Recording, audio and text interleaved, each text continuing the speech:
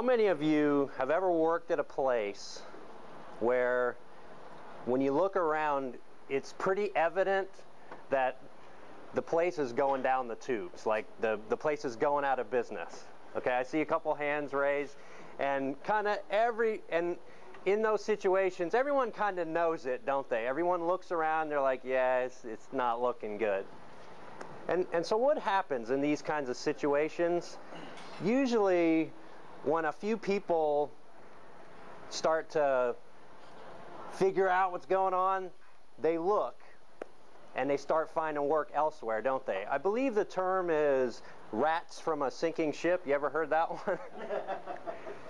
And it's kind of funny because the first few people to get positions elsewhere, everyone kind of crowds around them. It's almost like they're getting out of jail or something. Like, oh, you're getting out, man? Yeah, you know, I got a position across town, and, you know, oh yeah, I've heard about that place. They're, you know, way better than here. And people just kind of talk like that. And the same thing, I think, can be true of a place where it's just really tough to work. Just a place where it's just always hard. And I know some of y'all have worked at those places. And I've been in that situation a few times. And what I found was when I saw someone who was getting out, so to speak, especially if they were kind of getting to relocate somewhere else, I got very jealous of them. And the reason is that I'm looking at them and saying, you know, they have hope. They've got this whole new life ahead of them, and I'm stuck here. And lately here, in my own job right now, I'm kind of getting some of those old feelings again. Some of those feelings where, I mean, my job role has changed, and it's harder than it's ever been. And despite that, it's like less meaningful than it used to be. I mean, sometimes I feel like all I ever do is paperwork. And the things that I was really good at, the things that I love to do, I don't even get to do those things anymore. And so I find myself fantasizing about, wow, what if I just left? Or what if, you know, I just forget being a manager, go back to just being a worker, being actually doing something? Or, you know, what if I just did something completely different? And one thing you need to know about me is that I have a history of this. And through my adult life, every 6 to 7 years, I get really restless and I either make a major job change or a relocation. And so I've done that successfully, so I can kind of look and say, you know, I've done this before. I know how to make this happen. I can fix this. And what's happening right now is I go through this thought process.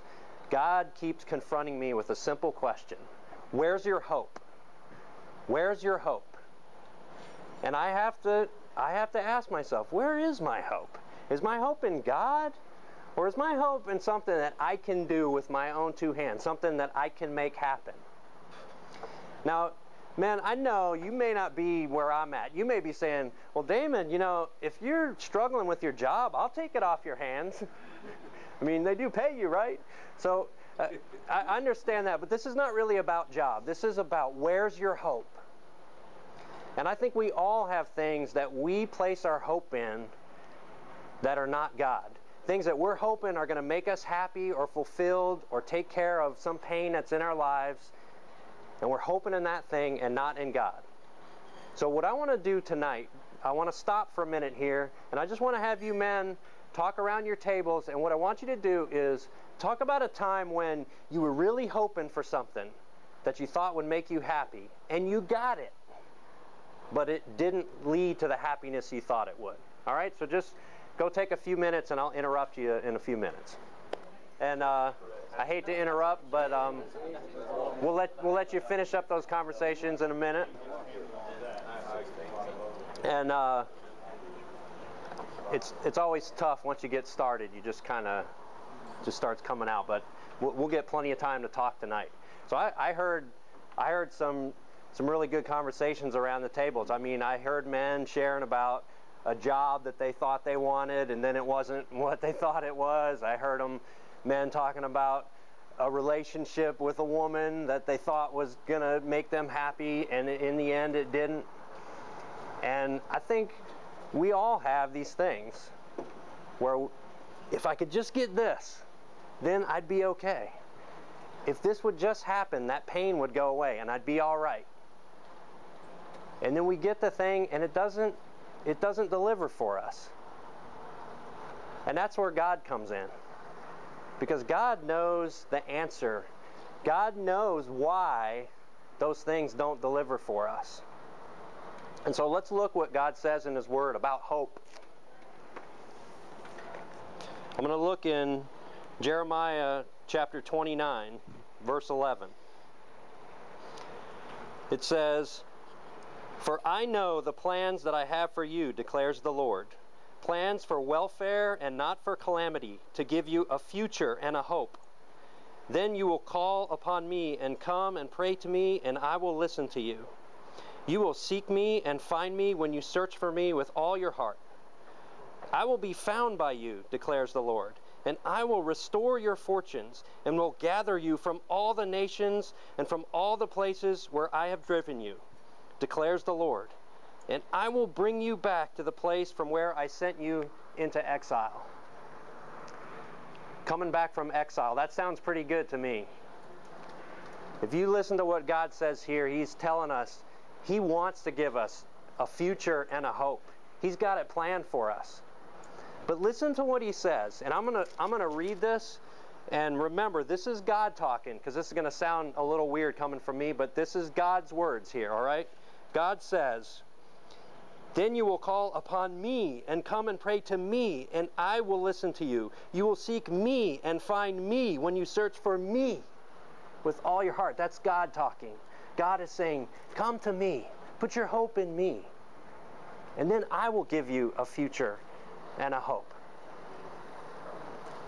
And so, if we listen to that, we realize that where's our hope? Where's our hope? Our hope is in God.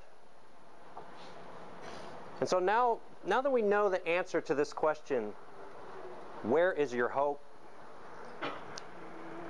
We got to say, well, okay, I know the answer, I know the correct answer, but what do I do with it? What does it really look like to put my hope in God?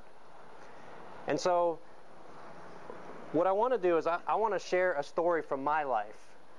A time when I put my hope in God, when I was doing something, and draw some principles from it that I'm hoping will be practical for all of us in our lives. See, about 6 years ago, there's that magic number of years, my wife and I moved to Lynchburg from Northern Virginia, where we had lived ever since we got married. And let me tell you guys, we had a lot of hopes pinned on this move. I mean, we'd been living up in Northern Virginia, and I was so sick of living in the big city. I mean, it's expensive, it's crowded, it's super competitive, and I never wanted to live there in the first place. And I was just ready, I was done. And I was frustrated in my job, so I was really looking for a change with that. And we had always lived like far away from our families and never really get to see them much. And we were both kind of missing our families and wanted to be together with them. So we had a lot of hopes pinned on this move. But as we prayed about it, we really did put our hope in God. And what happened was God showed us that, yes, I know you want this, but I want this for you. I have something for you in Lynchburg. I have plans for you there, and this is the next step. And so my wife and I together, we came to believe that this was God's next step for our family. And so we went into it with our eyes on Him. And I want to tell you, man, I am so glad we did that, because once we moved down here, I mean, after the initial rush of excitement wore off, it wasn't like we expected. I mean, you guys are like, dude, I could have told you moving to Lynchburg wasn't going to fix your life. But what can I say? It is pretty down here in the fall. So when we moved down here, things did not work out quite the way we planned. It wasn't a complete disaster, but things that we thought would be better were actually worse. And some of the things that we thought were going to help us and were going to be really great things, they didn't really pan out at all. And I remember looking at those things and saying, you know what? I realize right now, if I had my hopes on this, right now I'd be thinking, you know what? This ain't working out. This was a big mistake. You know what? I'm going back to Egypt, so to speak. And if I had done that then, in that first year when we moved here, I would have missed out on everything that God has done in our lives in the last 5 years. I mean, God has shown me things that I'm not the same man. And the whole direction of my life has changed, and I would have missed out on all of that if I had just put my hope in, we're going to move to this place, and we're going to do this. And so I'm very thankful. And that's the first principle that I want to show you, men, is that it starts with the heart. Because our hearts were focused and pointed at God, and we were saying, God, we believe that you want to do this with us. And it changed everything. I've seen men, you can have two different men who have the exact same thing, and one is saying, my hope is in this, and the other one is saying, I have this, but my hope is in God. And that's all the difference in the world. The second principle that I want to bring out from this is waiting. You put your hope in God by waiting on Him. And this is something, this move that we made was something that we wanted for years. I thought about it, I prayed about it, I even tried to do it, but I kept waiting because I wanted it to be God doing it. I didn't want it to be me making it happen. So, and I think as you wait, the waiting will show you where your heart really is. And God uses that to kind of purify our motives.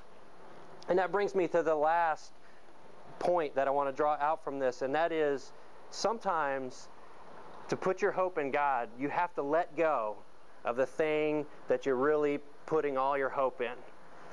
And for this move, there was actually a time, I tried to do it for a number of years. I tried to arrange things. I came down here for job interviews. We looked at things. We talked to people. And I came very close a number of times. But I finally got to the point where I was like, you know what? I've been trying to do this so hard, thinking that this is going to make me happy.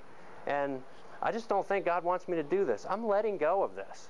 And I really did let go of it. I didn't just say I was letting go of it. I basically I was like, you know what? I'm done. I stopped thinking about it. I stopped worrying about it. I even stopped praying about it. I was just like, okay, God, I'm good. And somewhere, I think when I let go of that thing, my heart did change to where it was just like, okay, God, whatever you have for me. And then He was able to give it to me. Because I want to tell you, I'm glad we moved here. Because I'm glad for the things that the future and the hope that God had for us here. And so I hope that gives you some principles that you can draw on. I want to close with one final, maybe a word picture, if you will, that may help you to understand this. Because sometimes the idea of like, well, I want this thing, but you know, my hope is in God. It may be hard to get your mind around that thing. But the idea of where's your hope, I think, summarized in a good way of, a few months ago, I went rappelling for the first time. And for those of you who are not familiar with it, I'll just briefly describe what happens when you go rappelling. When you go rappelling, you take a rope, and you tie it around something solid, like a rock or a tree, and you take the rope and you throw it over a cliff. And then you basically fasten up to the rope with a harness around your waist, and then you take another rope and you tie that around a person, basically, that person called the belay, and they connect that rope up to you, and then you back over the cliff attached to nothing but that rope, and you walk down the cliff backwards. And that's what I did. Now, about halfway down that cliff, I want to ask you a question. Where's your hope?